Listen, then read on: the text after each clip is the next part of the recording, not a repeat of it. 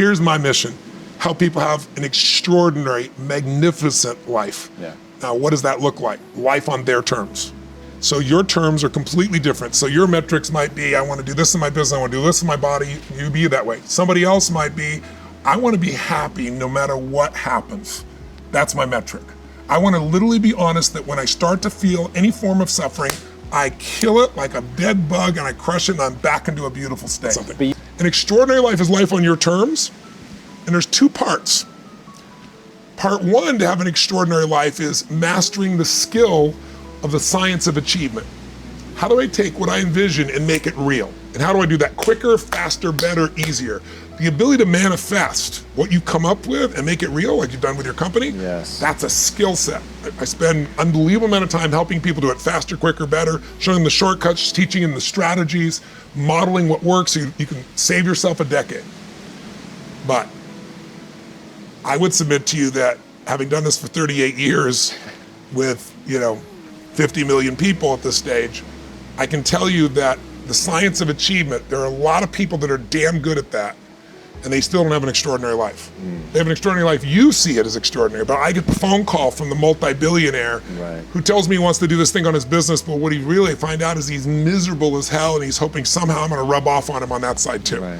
And so I give him what he asked for, the change in his business, but I also give him what he needs, which is the change inside of him. So the second skill is the art of fulfillment. If you want an extraordinary life, you can't just achieve, you gotta be fulfilled. As simplistic as that sounds, but it's an art. It's not a science. Sure. That, I always tell people, success without fulfillment is the ultimate failure. The ultimate failure, because if you go at something and you fail and you're an achiever, you don't fail, you go, I learned something, I'll just try something else. Right. I'm gonna still get there. But when you succeed and you're not happy, you're technically screwed. It's just like, what are you gonna do? So if I had no other message to offer your viewers, and you let me give it to them right now, Please. I'll tell you what I believe. I believe our lives are controlled by one force, decisions. I certainly believe in force greater than myself, call it God if you will, grace, whatever you want to call it, the universe. But I also believe it gives us choices.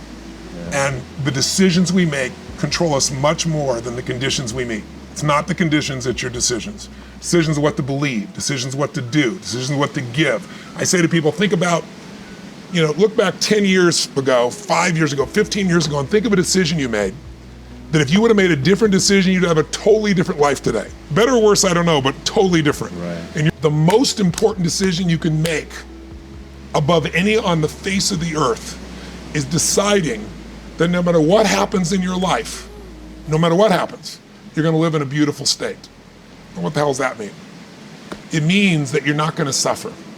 It means a beautiful state is that you're gonna be happy, but that's only one. Or you're gonna feel creative, or you're gonna be passionate, or you're gonna be in awe of something, or you're gonna feel love.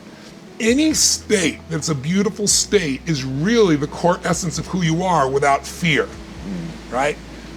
All of our suffering as human beings, and I deal with people all the time. I mentioned to you off camera, two people I coached yesterday. One's a presidential candidate, and the other one is a rap superstar, right? Both on the same day.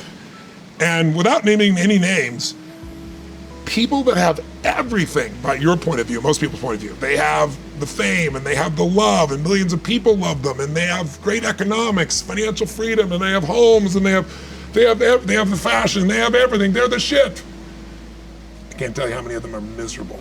The decision to say, I am not gonna suffer, that if suffering arises, pain's one thing, suffering's another. Right. And the way you suffer is you focus on yourself. Right. Suffering comes when we obsess about ourselves, what we're getting or not getting, what we should have done, what others should have done for us. It's the me game. Right. You, my dear friend, and I say this with no blowing smoke, your primary core is a giver, which is why you're prospering. You're not the me. You're like, how do I give more, do more, share more, create more? How do we do a better job for our clients? How do we do a better job for our internal customers who work with us, our partners? Your entire life is that. That's why you're prospering. And you're not feeling suffering. But when you do suffer, and I promise you do, you correct me if I'm wrong, it'll because you're worrying about something in the future. How's this gonna happen? Will this come together? Suffering can be worry, it can be anger, it can be frustration. It's anything that takes you out of a beautiful state. And here's what people don't get. You can end suffering by stop focusing on yourself and focus on something you wanna serve greater than yourself. Your And so my view is, if you're watching, if you're listening to this, my goal would have you consider something.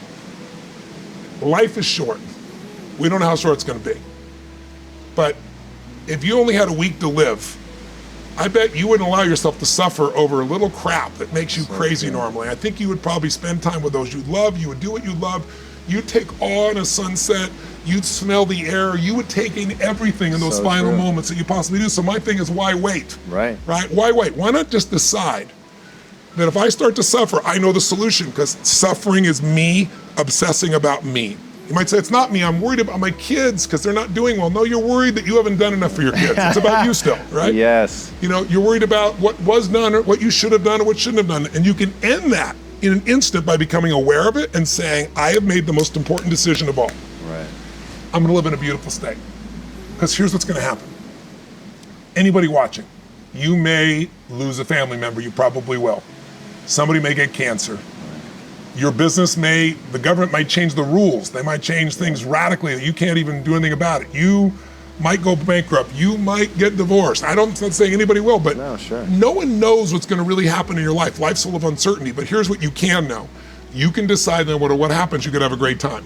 If somebody like Viktor Frankl can be locked up in Auschwitz and come out of that and experience finding joy in the middle of Auschwitz, then human beings have a capacity they've undersold themselves on.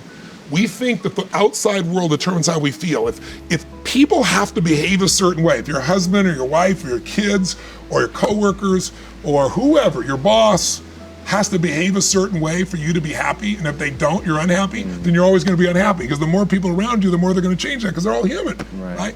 And if you have to be a certain way to be happy, you're gonna violate it too. So my invitation is, as great as it is to achieve, more important to enjoy. Right. And if you can enjoy every moment in that state, when you're feeling loving and playful and passionate and curious and awe, you treat other people 100 times better than when you're feeling frustrated, pissed off, overwhelmed, worried, stressed, or feeling sorry for yourself. Right. You're gonna be a better parent, you're gonna be a better lover, you're gonna be a better business person, you're gonna have a better life. So my soliloquy is, decide.